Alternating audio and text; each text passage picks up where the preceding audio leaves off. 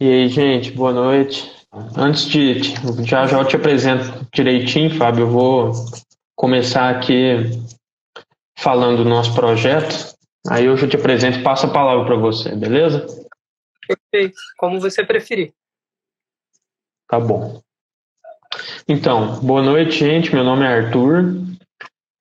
Eu faço parte de um projeto de extensão que se chama O que Estamos Lendo. Nós somos um projeto de extensão do CEF, que é o Centro de Estudos e Pesquisas Filosóficas e Interdisciplinares, que faz parte do IFILO, Instituto de Filosofia da UFO, que é a Universidade Federal de Berlândia. Esse projeto ele foi criado e é conduzido por alunos da graduação e da pós-graduação do curso de Filosofia, lá da UFO.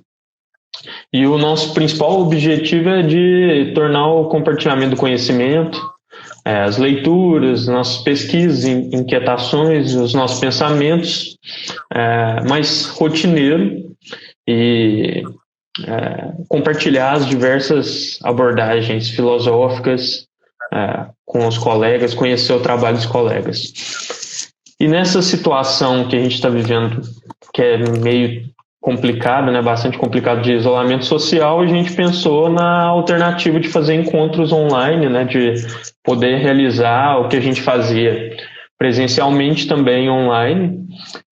Como o nosso objetivo é simples, mas bastante rico, né, dá para realizar online e também com esse distanciamento, com esse isolamento social, a gente percebeu a oportunidade de poder dialogar e conhecer o trabalho de colegas que não são da Universidade Federal de Berlândia, né, que é o caso da Maria Alice, que foi nossa primeira convidada, e do Fábio, que hoje vai falar para a gente. E aproveitar e agradecer ao Fábio por ter aceitado o nosso convite.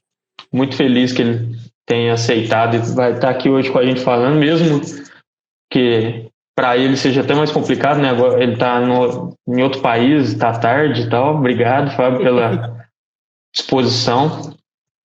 E eu vou então apresentar o Fábio. O Fábio ele é doutor e professor de filosofia na UFF, Federal Fluminense, educador do campo, ativista pelos direitos das minorias e, além disso, ele coordena o Laboratório de Ética Ambiental e Animal, o LEA.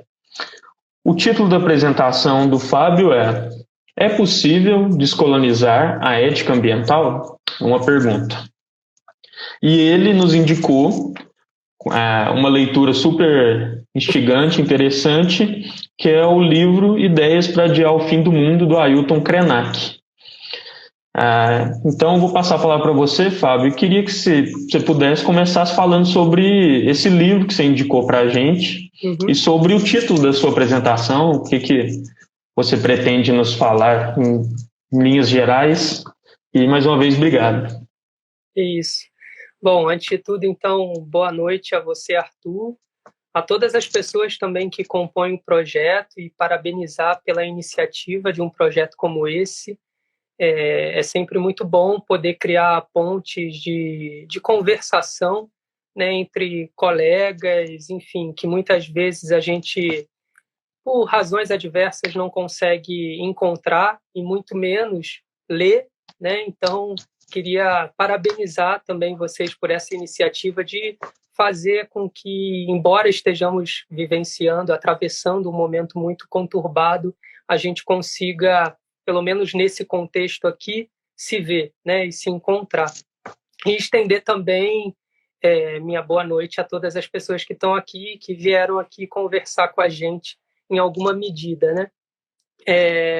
Como o Arthur falou, eu indiquei essa obra do Ailton Krenak, que tem disponível em algumas plataformas para PDF, mas que eu trouxe aqui o livro mesmo, físico, porque em alguns momentos eu gostaria de ler junto com vocês algumas passagens que me soam bem instigantes e eu gostaria também de não só provocar, né? Fui muito provocado por essa obra, mas compartilhar minha provocação com vocês, né? A ideia também do título, como pergunta, é possível descolonizar a ética ambiental? É uma pergunta que eu tenho me feito, né, e que, embora não tenha uma resposta definitiva, tenho ensaiado, a partir de algumas novas leituras, como encarar também toda a tradição da ética ambiental com a qual eu tenho, de alguma forma, me aproximado, né, nos últimos anos, né, há um pouco mais tempo do que essas novas leituras que eu tenho feito desde o momento que, junto com a professora Rita Leal Paixão, da UF também, passamos a coordenar o Laboratório de Ética Ambiental e Animal, e também da minha inserção no curso de licenciatura de Educação do Campo da Universidade Federal Fluminense. Então, eu posso já começar a falar, assim, Pode. mas eu queria, então, antes contextualizar, né, antes de entrar propriamente na obra, e eu acho que é muito importante quando a gente vai tratar de uma obra, sobretudo de um livro, e com a proposta que o Ailton Krenak nos traz, contextualizar um pouco de onde eu estou falando também, né? Então, acho que antes eu queria adicionar alguns aspectos que foram apresentados pelo Arthur sobre mim e que eu agradeço muito a gentileza na apresentação, e quero agradecer também a oportunidade de conversar sobre um tema que me é caro, ao mesmo tempo que é tão difícil para mim, que é pensar a ética ambiental a partir de um outro lugar, né? E que lugar seria esse? Então, antes de compartilhar com vocês todos e todas essa leitura que eu tenho preferido chamar esse momento de ensaio, né? Ou seja, que apresenta essas conexões entre uma proposta de ética ambiental ou, como eu gosto de chamar também, uma ética socioambiental que nos compromete de forma alargada com outras possibilidades de relação e entendimento com a natureza. É preciso reconhecer também, no meu entendimento, o espaço-tempo de onde eu estou falando, né? Então, primeiramente, eu falo de um lugar de professor de filosofia da educação, que atua num curso de licenciatura interdisciplinar, que é o curso de educação do campo, que é localizado num campus de interior do estado do Rio de Janeiro, na cidade chamada Santo Antônio de Pádua. Embora atualmente eu não esteja presencialmente no Rio de Janeiro, esteja no exterior, atuando e exercitando um pouco minhas habilidades na cozinha enquanto cozinheiro, né? Mas, enfim, o curso de graduação em Educação do Campo, eu gostaria muito de mencionar isso, porque sugere também e explica, em certa medida, o meu contato com Ailton Krenak. Ele é um curso que ele parte de uma outra pedagogia, né, onde o currículo ele se divide em dois momentos complementares e indissociáveis, né? O tempo na universidade e o tempo fora da universidade. E a gente dá esse... É um projeto de extensão, o espaço ele é constitutivo do próprio currículo do curso, né? Que é o tempo comunidade, que a gente chama. Então, essa pedagogia, ela considera que a educação ela é não somente um território em disputa, como a gente tem escutado falar cada vez mais, né? Mas o próprio território também é, ele mesmo, uma plataforma educativa, né? Então, restringir nossa reflexão dentro de alguns espaços também seria, em certa medida, brecar nosso potencial criativo para se pensar nossa própria condição naquele espaço. Então, essa seria uma primeira característica do que a gente chama de pedagogia da alternância, né? Com esses dois momentos curriculares no curso de Educação do Campo. E o segundo lugar, né? Eu gosto de me compreender e me compreendo num lugar de indignação que a própria Educação do Campo me convida a assumir, né? Indignação essa que, longe de ser apenas uma forma teórica de análise do mundo, ela busca operar de maneira a revolucionar os mundos possíveis, né? Que para já começar a fazer uso de uma nomenclatura do Ailton Krenak, ou de transbordar esses mundos, como diz a Estamira no documentário. Então, a pergunta que eu trago aqui, e a partir e junto com a obra do Krenak, né, se é possível descolonizar a ética ambiental, é uma questão, claro, provocativa e, evidentemente, eu partilho com vocês através de um encontro entre a ética ambiental e a educação ambiental e, claro, as teorias decoloniais, né? E o que seriam essas teorias decoloniais, para que a gente possa, então, ir aos poucos se encontrando com essa pergunta e com a obra do Krenak, né? O que seriam essas teorias decoloniais? Claro, aqui de forma bastante abrangente, até porque esse não é exatamente o foco da nossa conversa, né? Elas seriam perspectivas pluridiversas, né? Eminentemente latino-americanas, e é por isso que a provocação ela parte desse lugar, né? Para se perguntar, diante das éticas ambientais, qual o lugar da América Latina dentro delas, focadas em questionar justamente essa matriz epistemológica que é eurocentrada, estadunidense, ou seja, pertence, né, da Terra, do norte global, e que, segundo essa literatura, né, ela impõe o nosso modo de ver, de construir, de viver e de imaginar o mundo, né? Então, segundo essas teorias decoloniais, e é claro, há também uma pluridiversidade dentro das teorias decoloniais, esse modelo ele teria criado uma hegemonia sobre a qual se sustentou um imperialismo, como sugere um expoente das teorias decoloniais, que é o Aníbal Quijano, né? Então, nesse sentido, a minha ideia não seria de responder propriamente dita a possibilidade de decolonizar a ética ambiental, mas de, ao menos, verificar e, se for o caso, reconhecer problemas associados a esse modelo de pensamento ocidental europeu, que a Vandana Shiva vai chamar de monocultura do pensamento, né? E, quem sabe, começar a ensaiar intersecções entre campos aparentemente distantes, né, do discurso tradicional da ética ambiental, né? E a ética ambiental aqui, quando eu estou, né, nomeando a ética ambiental, aqui eu estou colocando também ela de forma abrangente para que a gente possa chegar até o livro do Krenak, né? Sendo pensada como uma área, ou, digamos assim, uma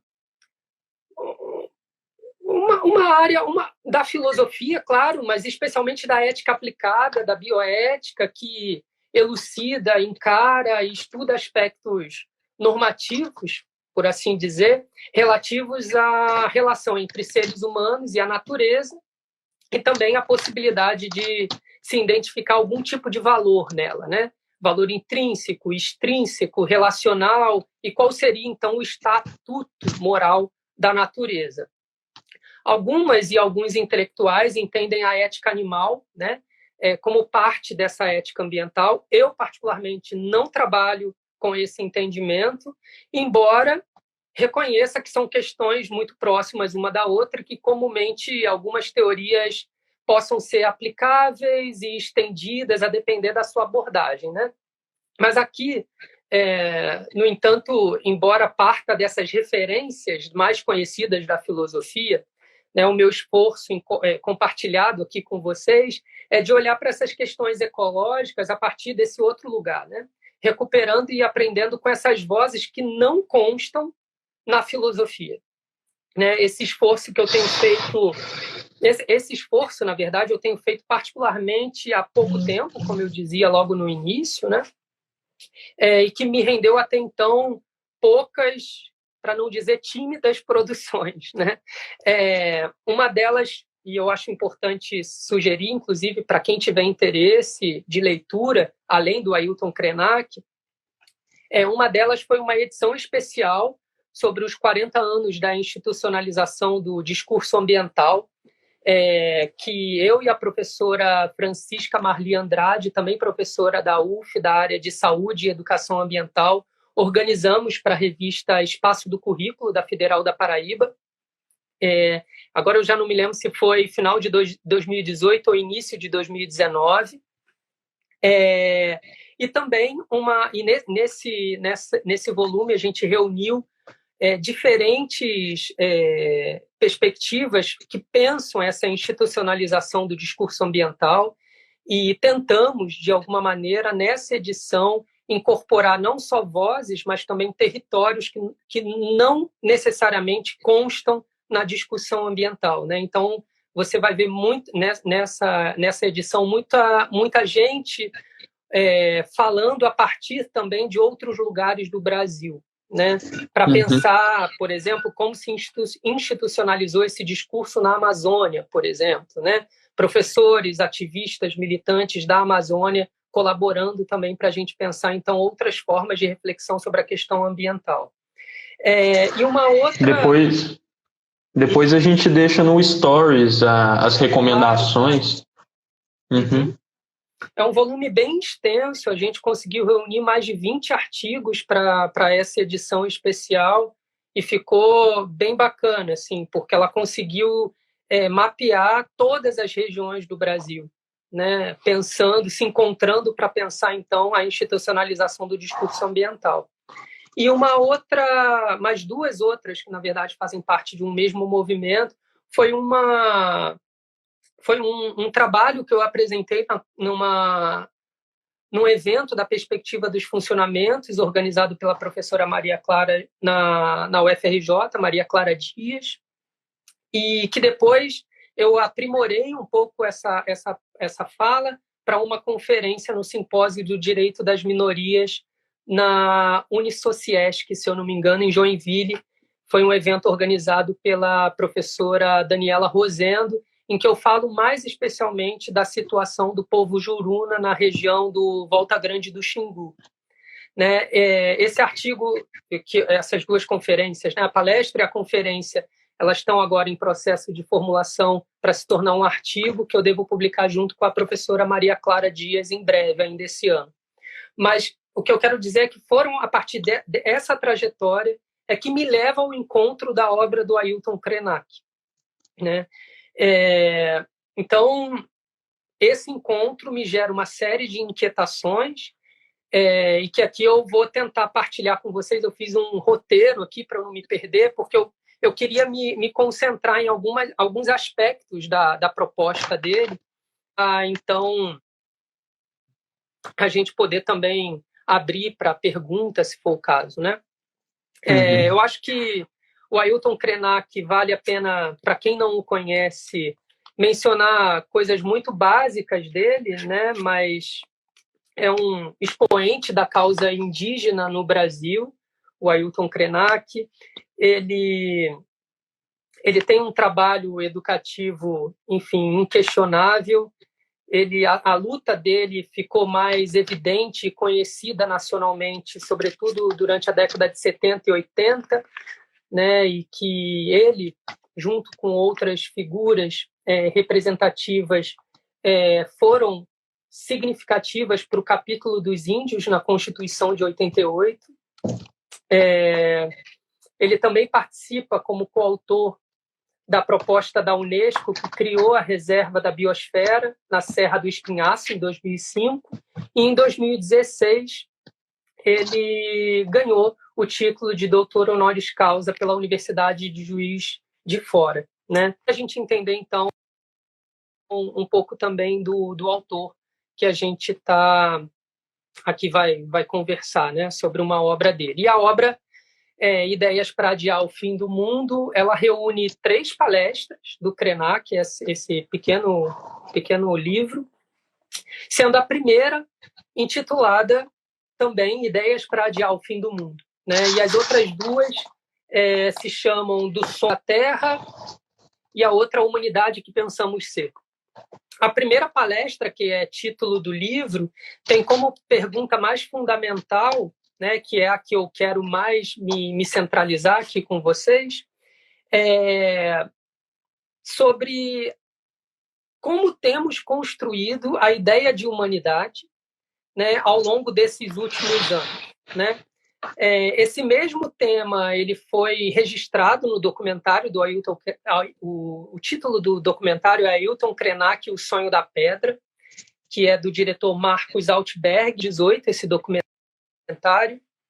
E sobre essa palestra que, como eu disse, quero me ater em esmiuçar um pouco o que ele traz nesse, então, primeiro capítulo, que é a primeira palestra dessa obra, né? inclusive porque acho que há algumas conexões do que ele traz aqui com o pensamento de outras autoras e outros autores do Sul global, que têm pensado e produzido bastante material sobre a questão ambiental dentro e fora da filosofia, né? Para citar uma que eu já comentei aqui logo no início, a Vandana Shiva. Então, a pergunta que o Krenak faz aqui sobre a ideia de humanidade, né, segundo ele mesmo, ela gera uma né?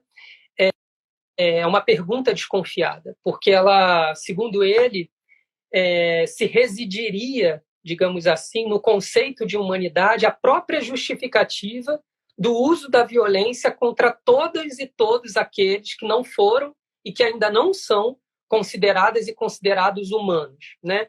Segundo essa perspectiva de humanidade que ele diagnostica. Então, essa perspectiva de humanidade, para Krenak, ela seria, digamos, responsável por um autoconvencimento, né, da necessidade de expansão de um projeto de civilização.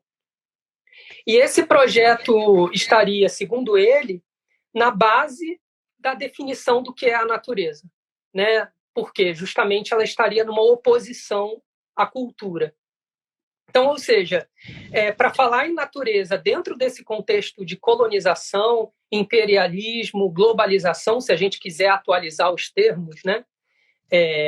Há literaturas que prefiram atualizar os termos, o Krenak continua nomeando esse mesmo movimento de colonização. Então, seria preciso compreender os fundamentos da definição de humanidade para o Krenak, que impulsionaram, legitimaram e justificaram, inclusive institucionalmente, isso é um aspecto muito importante para o Krenak, um modelo exploratório que nos levou até aqui. Até aqui, concretamente, né? Até aqui, na impossibilidade de nos locomovermos, né? Esse projeto, para o Krenak, ele teria, né, esse projeto, digamos, de humanidade, né, da crença de que há uma humanidade. Segundo o Krenak, ela teria sido responsável por impulsionar os brancos europeus, né, para colonizar o mundo. Afinal de contas, de onde sairia essa ideia de que existe um mundo, que ele precisa ser descoberto, ou seja, ele existe, mas ele não foi descoberto. Então, existe esse mundo a ser descoberto e que não só seria descoberto, ele também estaria à minha disposição, né, dentro desse modelo de humanidade. E aí, logo no início da obra, para quem tiver, na página 11, ele vai dizer o seguinte: a ideia de que os brancos europeus podiam sair colonizando o resto do mundo estava sustentada na premissa de que havia uma humanidade esclarecida que precisava ir ao encontro da humanidade obscurecida, trazendo-a para essa luz incrível. Esse chamado para o seio da civilização sempre foi justificado pela noção de que existe um jeito de estar aqui na Terra, uma certa verdade, uma concepção de verdade que guiou muitas das escolhas feitas em diferentes períodos da história. Fim de citação, né? E aí, a pergunta que ele traz mediante a esse panorama é: somos mesmo uma humanidade? E se somos, que humanidade é essa? Né? E quem fica de fora? Aqui nós poderíamos fazer uma aproximação, guardada todas as fundamentações, né, e os recortes contextuais, espaço-temporais, de que essa ideia de humanidade seria, de certa forma, o que normalmente a gente na ética chama de comunidade moral, né? Quem são os integrantes dessa comunidade moral? Krenak está perguntando: quem são os integrantes dessa humanidade? Né? Que ela própria cria critérios de quem pode fazer parte dela própria, né? Então, ela é viciada também nela mesma.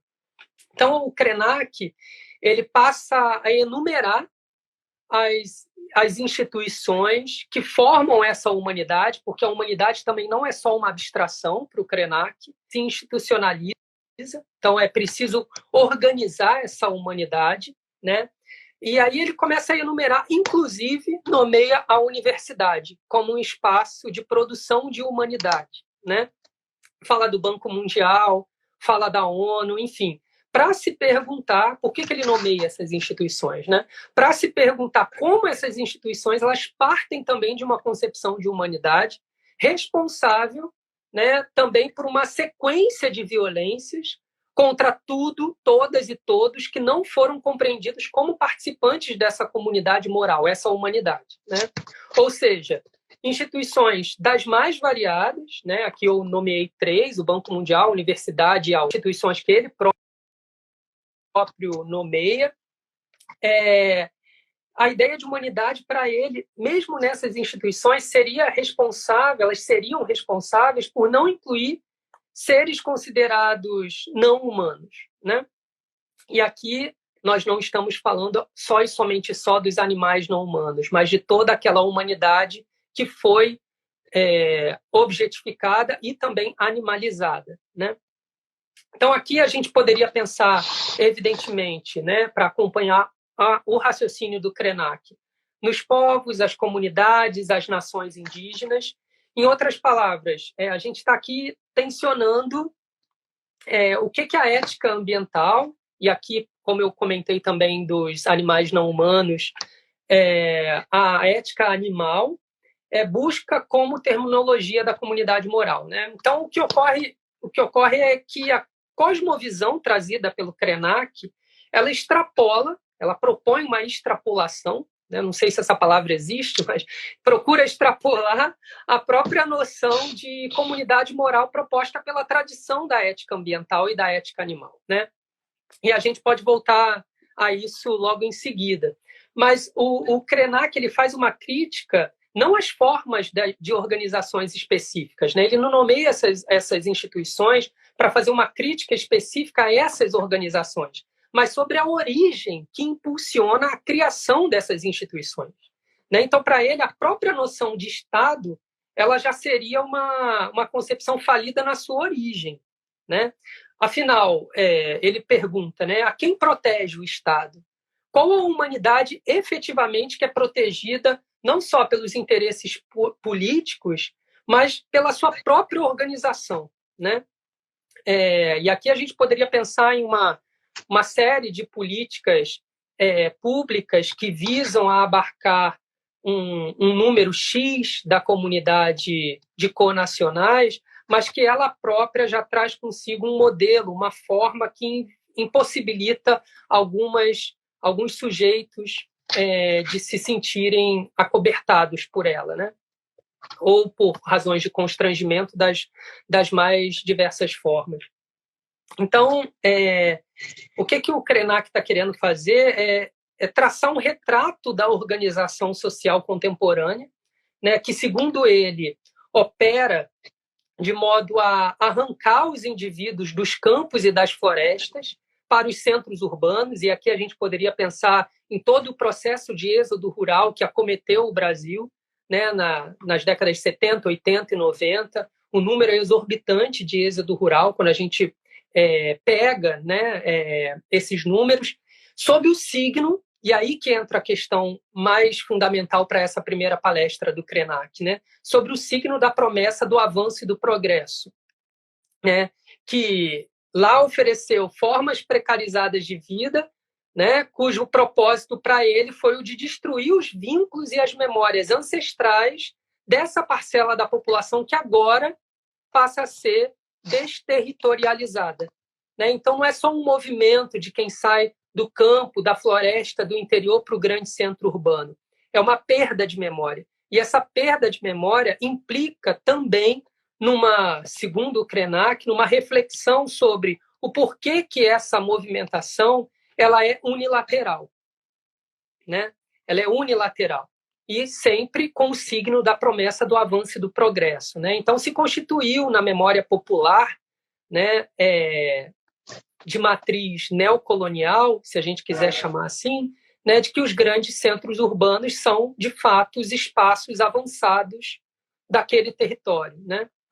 Então o Krenak ele vai perceber em toda essa coreografia social, se a gente quiser chamar assim, né, uma forma de produção de mito da sustentabilidade, né, que para ele é necessária para que o conceito, a ideia de natureza, possa ser igualmente assimilada pela humanidade, né? Então, de um lado, a Terra, do outro, a humanidade, fruto de uma forma de pensamento dualista que as ecofeministas também vão utilizar como termômetro de diagnóstico social, né? Que acusam correntes da ética ambiental de endossarem ou não encararem, né, a ficção existente entre natureza e cultura, né? O que muitas ecofeministas e o Krenak aqui está propondo é que a própria definição de natureza que se opõe à cultura é uma ficção, né? Em algumas entrevistas, por exemplo, o Krenak ele chega a dizer que a ideia, né, ele nos convida a pensar na ideia de que quando as caravelas europeias chegaram no Brasil para invadir e roubar as terras, trouxeram consigo uma incapacidade de entender a floresta, né? Essa incapacidade fez com que esses observadores brancos europeus olhassem para as florestas como uma forma de natureza rica, né? E que, para o Krenak, na verdade, a floresta é uma expressão da riqueza cultural dos povos originários. A própria ideia de perceber a floresta como uma expressão natural, espontânea, seria o não reconhecimento da cultura daqueles povos, né, que ali habitavam. Então, esse olhar é o que muitos autores... Tem um autor brasileiro, Porto Gonçalves, que chama hoje de imaginário colonial, né, ou imaginário colonizado, né, que é trazido com as caravelas e que se impõe no Brasil e em várias outras partes da América Latina, guardadas as suas especificidades, né? Mas esse olhar que ele é incapaz de enxergar a realidade, que é isso que ele está colocando, né? Esses europeus brancos, eles chegaram aqui e não conseguiram enxergar a realidade, eles projetaram as suas próprias ambições e os seus vícios exploratórios naquele lugar e transformou e entendeu a floresta num grande recurso natural, né? No documentário que você citou, ele faz uma metáfora legal que ele fala que os portugueses chegaram, estava chovendo, né? Eles trouxeram as roupas, né? Se tivesse chegado num dia de sol, talvez eles percebessem um outro jeito de ver, né? Uhum. Não sei se... Sim. Que eu acho que tem a ver com o que você está falando, que é uma boa... Me lembrei aqui. Então. Sim. E esse modelo que ele está nos convidando a pensar, né? Esse outro olhar sobre o mesmo episódio, né? E já há, então, uma disputa de narrativa nessa proposta do Krenak, é também um certo diagnóstico de como a colonização, o processo de colonização, ele está para além de processos materiais, né? Há um certo, não só um simbolismo, mas uma forma de enxergar o mundo que depois vai, de certa maneira, impactar até na nossa forma de imaginar o que é o Brasil e imaginar quem somos nós dentro desse contexto, né? Então, há um certo roubo da imaginação também, junto com essa narrativa que se impõe a partir desse olhar, dessa epistemologia marcada pelo sujeito branco europeu do norte global e que acaba validando não só as violências, mas tem um para não falar só de violência, que é muito importante, a professora que organizou comigo o dossiê que eu comentei, ela diz que a colonização, no artigo em que ela publicou justamente nesse volume, ela diz que a própria ideia da colonização ela traz consigo não só a violência, mas é preciso traçar o tripé, né? Que seria a invasão, a apropriação e a violência. Né? Eu acho que é bem interessante a gente pensar nessas três, não só partes, mas três investidas da colonização, né, para mostrar também o grau de profundidade de ruptura também com a nossa própria conexão com a ancestralidade, porque ela é roubada também nesse lugar, né, nessa chegada. Então, o Krenak ele conta que existe, em um determinado momento dessa obra, que existe uma montanha rochosa na região do Rio Doce que foi atingida pela lama da mineração, né, e que a aldeia Krenak ela se situa justamente ao lado esquerdo do rio, né, e a relação dos Krenak com a montanha é de reconhecimento de personalidade, né? Então a montanha ela tem um nome, se eu não me engano é Takukrak, o nome da montanha, e a depender, ele vai contando essa história, né? A depender de como a Takukrak se comporte, eles sabem se o dia vai ser bom, se o dia vai ser ruim, se eles devem fazer algumas coisas, se eles devem fazer outras, né? E em outras regiões da América Latina, o Krenak chega a dizer também que existem várias montanhas que, na verdade, não são apenas uma expressão do que se chama de natureza, mas elas formam famílias, né? São montanhas mães, montanhas pais, montanhas filhos, filhas. E é curioso, porque em um determinado momento, toda essa narrativa que ele propõe como reflexão nos soa como uma cosmovisão tão distante de nós que é quase não filosófica. E é por isso que me parece tão interessante, né, pensar de que maneira a própria narrativa da ancestralidade do que hoje, né, territorialmente nós chamamos de Brasil, nos soa como não filosófica. Embora, ao mesmo tempo, a narrativa trazida pelas caravelas impossibilitadas de enxergar a realidade que existia no que hoje é chamado de Brasil, ela se preponderou, né? Então, essa humanidade é trazida pelas caravelas, né, para o Krenak, e ela caminha para uma espécie de vida que ele vai chamar de vida superficial, que ela é cínica porque ela estaria preocupada com as questões ambientais só no que essas questões elas impactam os seres humanos e também todos os seus vícios, né? Que na atualidade poderiam ser traduzidas como os vícios do consumo. Então, não é de fato um reconhecimento e uma relação que se estabelece com a natureza, mas é uma relação que se estabelece com ela à medida que há algum impacto sobre interesses outros que podem ficar, de alguma maneira, fragilizados caso não haja esse reconhecimento momentâneo, né?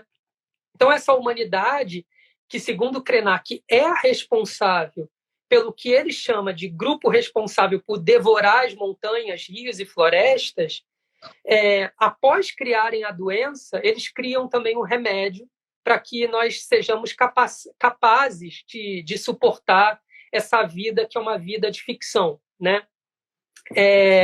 E esse modelo para o Krenak se instalou e propagou o sentido, como eu tinha dito anteriormente, do que ele entende como progresso, né? E é muito interessante que a gente se depare ainda com a ideia de ordem e progresso, né?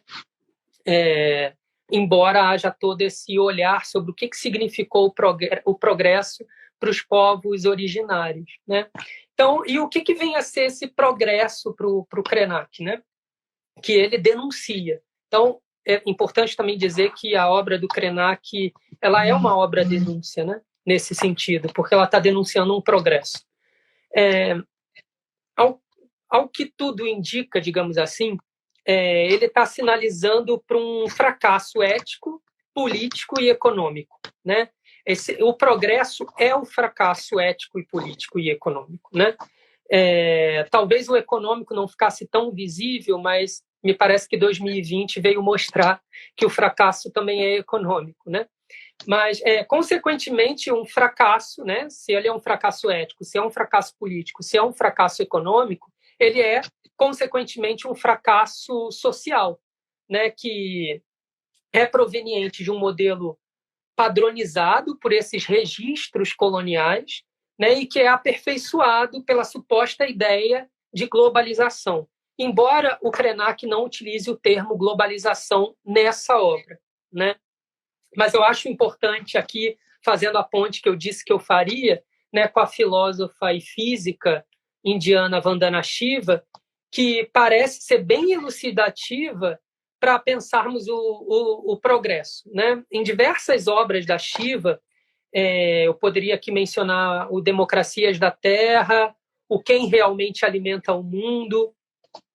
A Shiva ela considera, né, a seriedade que envolve a crise ecológica global nos dias de hoje, entendendo que, para que a atmosfera da Terra e as espécies humanas e não humanas que nela habitam, né, sejam destruídas, tudo que a gente deve fazer é continuar no modelo de desenvolvimento atual, ou seja, continuar crescendo, né, da maneira e também na velocidade que a gente tem adotado esse paradigma de progresso, né? Então, o Krenak ele também vai nos chamar a atenção para esse fato, né, no seu texto, que ele publicou muito recentemente, está gratuitamente disponível, que é o Amanhã Não Está à Venda. Nessa obra, ele vai se aproximar mais especialmente dessa narrativa, digamos, de crítica à globalização e ao consumo que a Vandana Shiva já tem feito desde a década de 80, né? E por que eu fiz essa aproximação, né, entre eles? Porque ambos parecem dizer que o progresso é um modelo ecocida, né, que vai nos levar ao colapso, né? A condição, por exemplo, imposta pelo Covid-19, né, que e o colapso, para não dizer só sobre o Covid-19, para não parecer também um fenômeno muito singular e restrito, se a gente for pensar no colapso ecológico da Austrália, poucos meses atrás, também, né, são, segundo essa ótica do Krenak e da Vandana Shiva, né, para incluí-la aqui nessa avaliação, seriam fatos inegáveis que precisam ser pensados a partir de um outro paradigma, né? O Krenak próprio diz que as mudanças climáticas, na verdade, têm um outro nome, é a Terra com febre, né? O aquecimento global é a Terra com febre, né? E ela estar com febre sinaliza um certo adoecimento dessa Terra, né? Esse paradigma, ele não poderia, então, esse paradigma do progresso, né? Ele não poderia sugerir a busca por uma rápida solução, né? Que é algo que a gente tem escutado muito ultimamente, para que a gente retome a uma vida tal qual ela era antes, né? Ao contrário, né? Ela teria que tentar suspender nossas convicções e nossos modos de se relacionar, de existir até aqui, para que a gente pudesse apostar em outros caminhos, né? Embora todos os estudos, todos os discursos sobre as mudanças climáticas, por exemplo, dos últimos anos, os níveis de poluição, né, não foram paralisados, né? A escala de produção da indústria do agronegócio não paralisou, embora se saiba e se aponte os impactos ecológicos desse modelo, né, de produção, que aqui eu estou chamando de ecocida, mas a gente pode desenvolver melhor mais para frente. Mas, enfim, além disso, os últimos discursos ecocidas, né, para continuar utilizando o termo, encampados e disseminados por céticos climáticos, inclusive por representantes estatais que atualmente ocupam cargos no governo, né, bem como representantes de grandes corporações do agronegócio, apontam para um cenário de conjunção entre discurso autoritário e devastação ambiental, né? Há um certo encontro entre esses dois tipos de discurso que, embora as pessoas não falem muito, elas falam muito do discurso autoritário e do discurso da crise ecológica, né? Mas pouco se fala desse encontro e dessa matriz que sustenta esses dois discursos, né, a partir de um mesmo signo, de um mesmo registro que o Krenak está chamando de registro colonial. Né? Talvez por isso mesmo caiba dizer que a gente vivencia um ecocídio que seria o encontro do colapso ecológico e do autoritarismo. Né? Embora, claro, seja igualmente importante destacar que a experiência dessa conjunção, ela é parte constitutiva da nossa própria história, e o Krenak vai dizer isso. Seria um erro que a gente tratasse a crise ecológica como algo do presente e do futuro, da mesma maneira que seria um erro a gente tratar a colonização no pretérito, no passado. Né? Elas são parte de um mesmo movimento, elas constituem um mesmo episódio da nossa história, que é uma história de ecocídio. Né? A Vandana Shiva vai chamar essa manutenção, né, desse mesmo tipo de registro, de produção, de paradigma de monocultura do pensamento, ou monocultura da mente. Há algumas traduções portuguesas que chamam de monocultura da mente, né? Que seria, na verdade, esse modelo que, além de colocar em risco os saberes marginalizados, né, de povos originários, eles fortalecem igualmente a erosão democrática, né, e ameaçam também a construção do que a Vandana Shiva vai chamar de democracia da terra. Então, não há, de fato, uma dissociação entre discurso autoritário e crise ecológica. Elas são parte constitutivas de um mesmo fenômeno. Né? Aqui eu acho que seria que, não sei, compensa falar um pouco mais dessa crítica estruturada da Vandana Shiva sobre as grandes corporações, porque, de certa forma, dialoga muito diretamente com o Krenak, e aí a gente finaliza com o Krenak, sobre a indústria do alimento. Né? Ela vai falar um pouco da ideia de expansão das grandes corporações, sobre o pretexto de sanar a fome do mundo, e isso é muito presente, né? Que a gente ouça a ideia da necessidade desse desenvolvimento e do alargamento do agronegócio, sobretudo da pecuária, com o suposto discurso de sanar a fome do mundo, inclusive com concessões governamentais, né? Que passam, então, a depender desse modelo para que a sua economia se mantenha estável. Né? Então, cria-se esse círculo vicioso, né? Uma espécie de dívida do Estado para com essas corporações, sobretudo as do agronegócio. Não é à toa que, hoje em dia, a gente escuta em cadeia nacional as pessoas dizendo o agro é pop. Né? Essa avaliação que a Vandana Shiva faz num contexto, evidentemente, da Índia, da década de 90, com a chegada das grandes corporações, sobretudo inglesas, que invadem o campo, o meio rural da Índia, né? E extermina não só a diversidade cultural, a diversidade de alimentos daquela região, mas extermina diretamente os povos e as culturas. O índice de suicídio, por exemplo, ela faz um estudo sobre o suicídio rural na Índia, nesse momento de chegada das grandes corporações, é altíssimo, para não falar das patentes de sementes. Né? Então, que esse agricultor e essa agricultora rural, ela perde a possibilidade dela própria cultivar o seu alimento, porque chega uma grande corporação e faz a patente daquela própria semente. Então, para ela também produzir, ela tem que passar, então, a pagar essa corporação. Então, mais uma vez, não só um território no sentido geográfico, ele é dominado, explorado, violentado, e as pessoas que ali residem também, mas as culturas que ali sobreviviam, elas também vão sendo mortas. Né? Então, a diversidade de alimentos para a Vandana Shiva e também para o Krenak, elas são necessariamente análogas a uma diversidade cultural. Né? E como o modelo ecocida globalizado, ele estabelece um modelo bastante unificado de vida, ele necessariamente impõe também a morte dessas culturas e a morte desses outros povos. Né? E aí a Vandana Shiva tem uma frase dela que eu sempre gosto de dizer, e eu acho muito importante, embora pareça boba, de que a globalização, o progresso, ele não produziu mais comida, ele produziu mais commodities.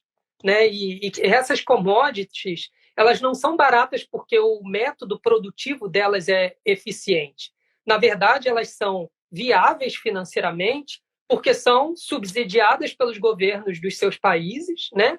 E porque essas empresas se utilizam da mão de obra precarizada desses trabalhadores e trabalhadoras rurais que até então viviam, né, de uma outra maneira.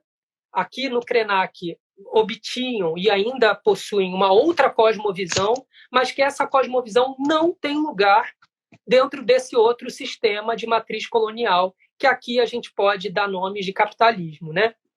Então, a defesa do livre comércio, que é baseada no argumento que facilita o fluxo de mercadorias e serviços, tudo isso estaria sendo parte integrante desse fluxo, né, de matriz colonial. Para o Krenak, né, para a gente encaminhar para o Krenak, esse modelo ele não somente desconhece então essas cosmovisões, como ele não tolera a existência delas. E ele chega a dizer isso, é intolerante. Esse modelo colonial ele não consegue se deparar. Por quê? Porque a existência dessas outras cosmovisões seria ela mesma a existência de outras formas de imaginar o mundo e de existir no mundo. Então, como há uma tendência, uma necessidade de padronização, elas não podem existir. A própria existência delas seria uma transgressão, né? Por isso se produz o que ele vai chamar de produção das ausências, né? Então, você precisa produzir a ausência, o que é quase um problema terminológico, né? Como você produz algo que é ausentado, mas aqui a gente poderia fazer um grande parênteses, evidentemente, e fazer uma analogia ao que a Carol Adams vai falar sobre a carne, né, do referente ausente. Você faz com que algo exista, embora ele não esteja ali presente. Na questão da produção das ausências é isso, você precisa exterminar alguma coisa para que ela deixe de existir. E se ela continua existindo, ela precisa ser esvaziada de sentido, para que ela pareça não existir mais, né? Então, por isso, ele sugere que a gente se pergunte como os povos originários continuam desafiando a colonização, né, que chega com o propósito, e aí ele nomeia, de pôr fim ao seu mundo. Né? O Krenak ele afirma que ele se inspira nos seus antepassados, nos seus ancestrais, para se alimentar de força, né? Da poesia que inspirou a resistência dos seus povos. E ele chega a comentar na obra uma passagem do As Veias Abertas na América Latina, do Galeano, para falar que, desde muito tempo, os povos originários já sabiam, já tinham a certeza do equívoco da civilização. Né? Já existia uma percepção de que essa civilização ela era um equívoco. Né? Então, eu acho que a gente pode dizer que nessa obra o Ailton Krenak ele sugere que a gente repense esse padrão, né, enquanto aposta ocidental.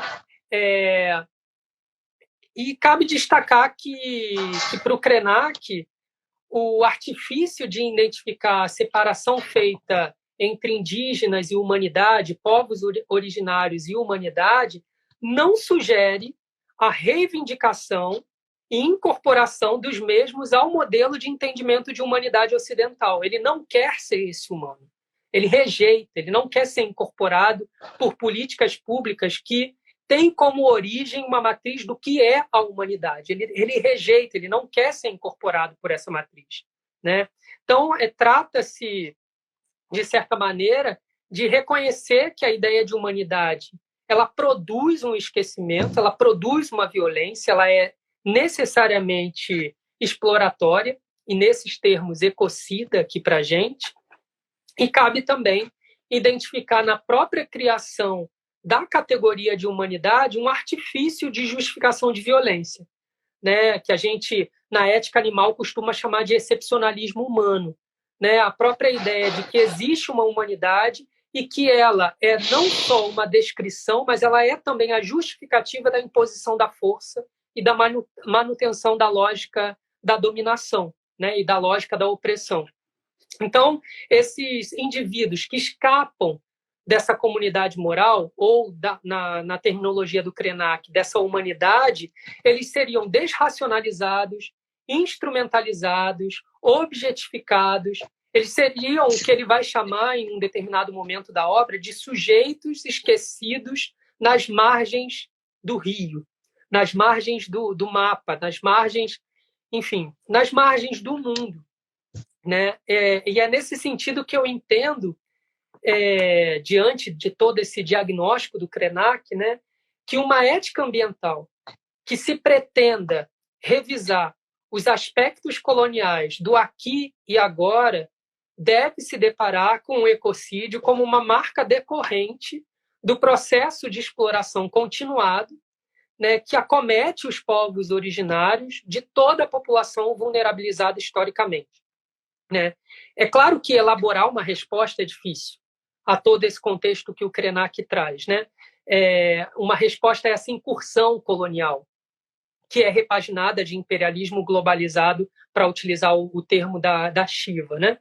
Mas é importante reconhecer essas cosmovisões que resistem e que ainda habitam, né, fazendo uso de ferramentas. Esse é o grande desafio, né? Como a gente vai reconhecer e descolonizar, se é que é possível descolonizar a ética ambiental, fazendo uso de ferramentas conceituais supostamente abstratas, como a filosofia gosta de nos oferecer, desinteressadas, quando toda a construção desse próprio universo de abstração parece ter sido a origem de uma série de violências contra povos originários, né?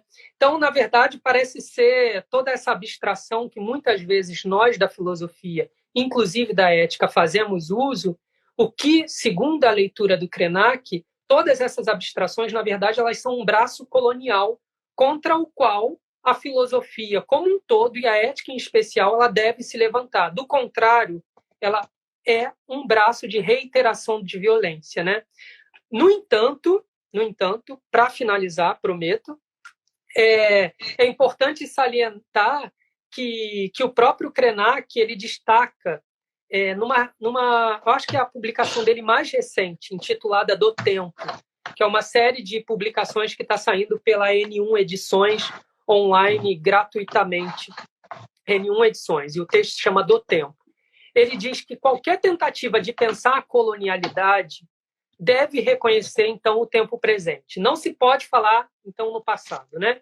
E o Krenak ele faz referência ao professor Munanga, num estudo em que ele faz sobre racismo, para falar da colonização e para pensar como se oculta de tal maneira tanto o racismo quanto a colonização, de modo a parecer para nós que ela já se foi, que esse fenômeno não existe mais. Logo, não há nada na ética e da ética ambiental propriamente dita que deve ser incorporada para combater a colonização, porque ela é um fenômeno do passado, quando a gente sabe, segundo as leituras do Krenak, que a colonização é do presente, né? Então, não basta anunciar a colonialidade, reconhecê-la ou apontá-la. É preciso, então, ter consciência... Ô, Fábio, desculpa te interromper, eu vou ter que encerrar, aí a gente volta para você concluir? Eu concluo, pode ser? Tá bem. Desculpa. Porque não, então, continua. Só para concluir mesmo, assim, porque eu acho essa publicação do Krenak, ela se deu no momento posterior à nossa escolha do título dessa live, né?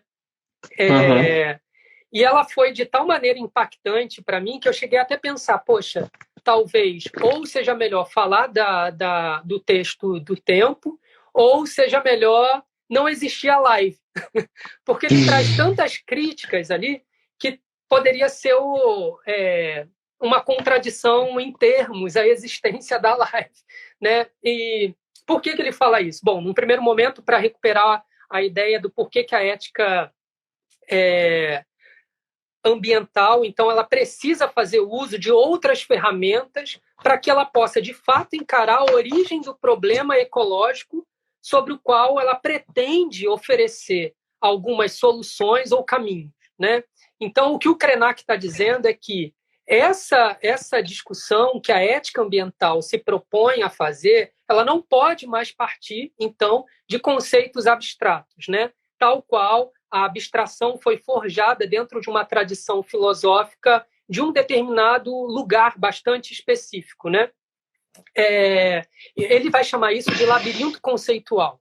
Né? Existe um labirinto conceitual. Como você faz uso de uma crítica à colonialidade, né? Fazendo uso de ferramentas conceituais que são próprias do próprio processo de colonização. E aqui a colonização tem a ver com a própria definição que a Vandana Shiva dá de monocultura da mente. Há uma monocultura de reflexão do próprio imaginário colonizado que não nos permite criar ferramentas a partir da nossa própria realidade de existência para que a gente possa produzir teorias, praxis, enfim, investidas de ações diretas ou indiretas que digam e que façam sentido a um processo do qual nós somos frutos. Não reconhecer que nós somos frutos de um processo de colonização já seria um erro que interessa justamente a uma matriz de pensamento colonial que, de certa maneira, se faz viva até os dias atuais. Então, ele chama isso de labirinto conceitual, né? Por quê? Porque existe não só, então, uma forma de organização, as instituições de manutenção colonial, e existe um imaginário, mas existe uma estética colonial no mundo. Essa estética colonial do mundo ocidental, né, que nos invade, de certa maneira, para o Krenak precisa também pensar dentro desses espaços que a gente está refletindo, né? E é por isso que ele não se esquiva de nomear a universidade também como um espaço que pode e muitas vezes faz recurso, né, de toda essa matriz colonial para impor uma certa, não só hierarquia, mas uma tradição de verticalização, né, do discurso. Então, mas tem uma parte nesse texto no Do Tempo que ele diz que uma das formas concretas de colonização na atualidade como a colonialidade ela se faz presente, melhor dizendo, é impedindo encontros de acontecerem. Ele diz isso nesse texto, né? E estamos aqui, nós, nos encontrando, aqui muito entre aspas, né, virtualmente, e mais do que isso, a gente está se adequando às contingências. E o Krenak diz, qual é o sentido de se adequar às contingências produzidas pelo fracasso desse tipo de sociedade, né? Ou seja, ao mesmo tempo que ele lança isso como uma provocação, né, ele também nos deixa com uma necessidade de criação de novas trincheiras. A gente precisa criar. Não faz mais sentido só e somente só ficar fazendo uso dos recursos que nos foram disponibilizados a partir de uma matriz de sociedade que nos levou a colapsos. Né? Nós precisamos pensar em a origem dos colapsos. Né? Então, se hoje, no dia 11 de maio de 2020, nós não podemos nos encontrar fisicamente como consequência imediata e evidente de um paradigma de mundo que nós construímos e que nós estamos construindo à medida que a gente faz uso desses recursos, né? Como, então, a gente pode pensar uma ética ambiental daqui para frente? Né? Porque se a gente for levar em conta a proposta do Krenak, a ética ambiental que veio até aqui, né, a produzida até aqui, sobretudo a ética ambiental que a gente importa, porque a gente também importa as teorias, né? E a gente importa com um certo desespero de tentar aplicá-las a um contexto do qual elas não surgiram. Por quê? Porque ainda existe em nós a ideia de que é possível que a abstração faça sentido em todo e qualquer contexto. Muito embora, é bem verdade que nós lemos os estrangeiros, mas eles não nos leem, sobretudo os estrangeiros do norte global. Para que eles nos leiam, nós temos que nos adequar e falar a língua deles, para que eles, então, possam, quem sabe, nos ler. Né? Então, existe também um fenômeno bastante peculiar na própria produção de conhecimento, né, que muitas vezes a universidade não interrompe, mas ela, inclusive, exige. Né? Quando a gente vai fazer, por exemplo, um processo seletivo de mestrado e doutorado, a gente vai exigir que os nossos estudantes falem um idioma estrangeiro. Eu não estou querendo aqui me opor a isso, não se trata disso. mas o que isso está significando, né? E o que ela, na verdade, informa com isso, né? Quais são os textos canônicos? Por que pede uma língua e não outra? Né? Tudo isso eu acho que é importante a gente pensar, porque isso, de certa forma, aponta para um horizonte de onde aquela estrutura que se diz produtora de conhecimento reconhece como fonte de conhecimento, né? E como o comentário do Diego Cota apareceu aqui, é evidente que há um epistemicídio e que a universidade ela colaborou e continua colaborando com isso, sobretudo a filosofia, né? Quantas e quantos de nós na filosofia, principalmente que trabalha com ética, não ouvimos em um determinado momento que aquilo que a gente faz não é ética. Isso só por ousar trabalhar com temas que canonicamente não foram considerados próprios da filosofia. O que dirá trabalhar com autores e autoras, né, produções de conhecimento que não partem de um lugar geográfico bastante específico, né, que a própria história canônica da filosofia disse que é lá que reside, é lá que está o berço do conhecimento. Enfim, eu acho que talvez nos caiba insistir em fissurar o vírus, mas o vírus colonial também, né? Que corrói, que nos consome, porque é uma forma de estruturação do próprio pensamento do qual a gente não consegue sair, né?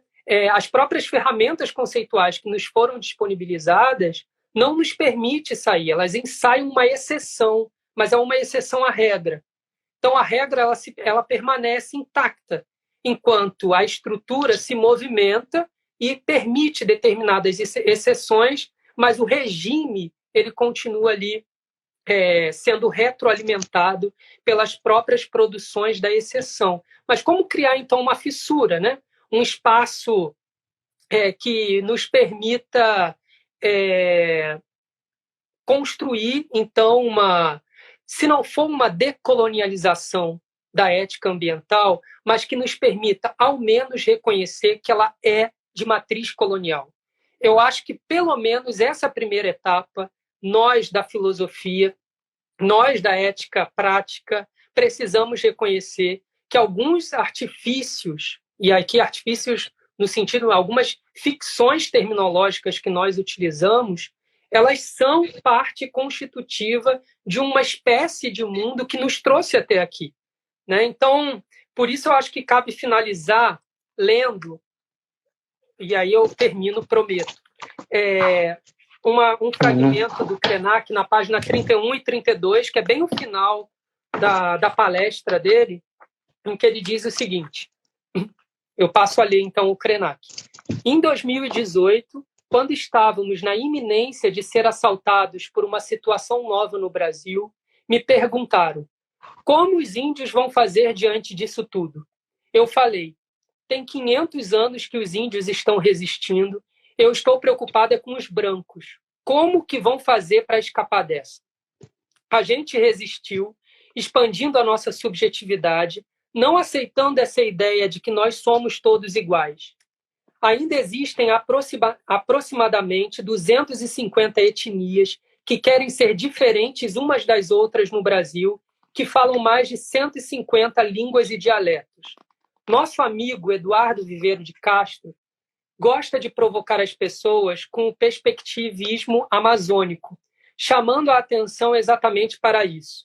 Os humanos não são os únicos seres interessantes e que têm uma perspectiva sobre a existência. Muitos outros também têm. É isso. Eu acho que muito bom. Eu trouxe aqui, na verdade, foi quase uma sessão de descarrego, digamos assim, de compartilhamento mesmo das provocações que a obra do Krenak trouxe sobre mim e que estremeceu muito e continua estremecendo toda a forma como eu tenho trabalhado a ética, de maneira geral, a bioética e a ética ambiental, em particular, nesse contexto, né? Muitas vezes despolitizada, né?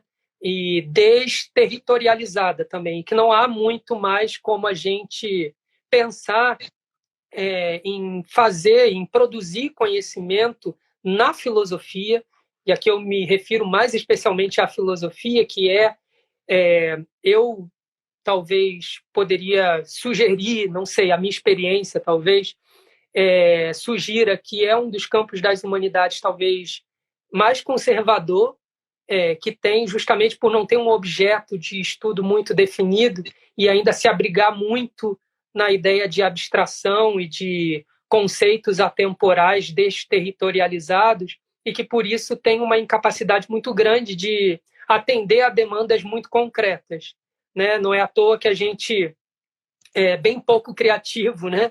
E aqui eu estou me incluindo nesse mesmo processo, bem pouco criativo na hora de, por exemplo, dar exemplo é ótimo, mas de dar exemplos que ilustrem as teorias, né?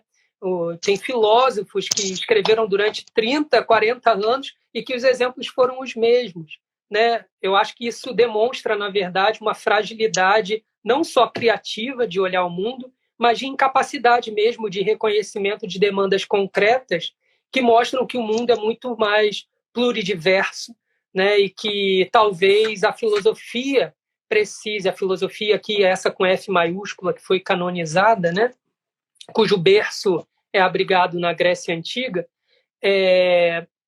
caiba a nós, enquanto estudantes, educadores, professores, começar a trazer para a filosofia alguns tensionamentos que não precisam ser próprios da produção teórica da filosofia, mas que expande a própria possibilidade de criação filosófica, né? Então, foi por isso que eu escolhi o texto do Krenak para ler aqui com vocês. Muito bom o texto. Eu li, uma leitura muito potente. Sim. Mas, Fábio, deixa eu te perguntar, você ainda tem algum tempo para perguntas? Ou como é que está a sua... Podemos ficar mais uns 10 minutos, se for o caso? Se alguém tiver algum comentário, alguma pergunta, pode fazer. Eu vou começar fazendo então, já que você é educador do campo, né? Uhum. Como que você vivencia e o que você tenta trazer de ruptura, de uma luz para esse projeto que o Krenak coloca como projeto de humanidade, sabendo que eles estão no campo e estão na universidade também, né? Eu acho que existem formas... Bom, há uma enormidade de experiências de estar na universidade e deslocada de um grande centro urbano, né? Penso eu, inclusive, que a experiência que eu tenho dentro do curso da educação do campo não é a experiência compartilhada por todo e qualquer professor e professora desse mesmo campus de interior. Eu acho que o próprio curso da educação do campo ele traz com ele, né, uma nova forma de pensar a própria estrutura da universidade. Não à toa é um curso, quando não compreendido, rejeitado, inclusive por instâncias dentro da própria universidade, né, que não compreende essa dinâmica. Porque o que significa, para uma perspectiva mais tradicional de universidade, você passar parte do seu semestre fora da universidade, né? Conversando, por exemplo, com povos, né? Com grupos tradicionais, e entender que aquilo também integra o currículo daquele curso, né? Então, acho que existem formas de se construir fissuras. E aqui me parece importante também destacar uma dessas características que eu, particularmente, Fábio, embora tenha essa experiência só é possível porque ela é uma experiência compartilhada, né? Ou seja, não há, no meu entendimento, uma possibilidade de ruptura estrutural sem que se faça uma forma de movimentação social coletiva e colaborativa, né? É algo que eu tenho repetido com bastante frequência. E, nesse sentido, me parece que a filosofia que eu entendo, como eu entendo a filosofia hoje, é muito diferente da modo como eu penso a filosofia há alguns anos atrás, antes de entrar para a educação do campo. Então, acho que a educação do campo também me transformou muito, e nesse sentido, há uma alimentação mútua, né? Uma troca de forças e de poesia muito importante, né? Imaginar que um curso ele nasce justamente para atender uma demanda de um movimento social não urbano, né? Ou seja, movimentos plurais que residem e que resistem fora dos grandes centros urbanos, é incrível. Para mim, é uma experiência incrível que eu não trocaria hoje por nenhuma experiência em um grande centro urbano, né?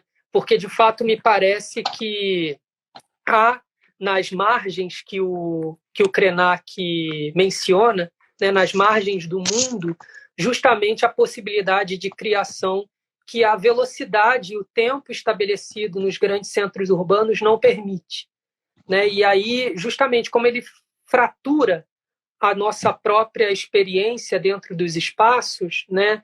A ideia de você se voltar. E aqui não se trata de romantizar esse retorno a um outro espaço idílico, não se trata disso, mas é de fazer uma luta a partir de um outro lugar, ou seja, construir outras epistemologias, né? E fazer não com que essas epistemologias sejam abrigadas nas epistemologias canonizadas dos grandes centros urbanos, mas que elas tenham voz e corpo próprio para se dizerem, né? Então, embora eu seja professor da educação do campo, né, e me considere hoje um filósofo do campo, isso é bem interessante. Aqui um parênteses também, para quem já jogou aquele jogo de tabuleiro do Jogo da Vida. Não sei se vocês se recordam disso, mas quando o jogador ou a jogadora perde tudo, o destino dessa pessoa é ir para o campo e virar um filósofo. E eu fico imaginando, né?